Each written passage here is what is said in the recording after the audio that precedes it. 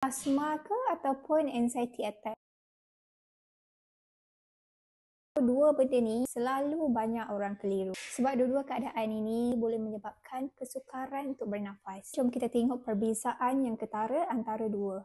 Kalau asma, biasanya kesukaran untuk bernafas mestilah ditemani dengan bunyi wheezing. Bunyi ni boleh didengari menggunakan stetoskop ataupun secara langsung. Dada terasa ketat dan kesukaran untuk bernafas bila ada faktor pencetus seperti cuaca sejuk ataupun kawasan yang berdebu. Manakala anxiety attack, kesukaran untuk bernafas biasanya disertai dengan degupan jantung yang laju, berdebar, seseram sejuk, rasa takut tanpa sebab. Di Pusat Rawatan Hempati Hamid Shah Alam, kita akan differentiate lah antara dua sama ada asma ataupun anxiety based on gejala pesakit, punca daripada paru-paru ataupun emosi. Jangan biarkan diri kita berada dalam keadaan panik yang berpanjangan ataupun asma yang tidak dirawat. Boleh hubungi kami kan link di bawah untuk sebarang pertanyaan ataupun temujanji rawatan.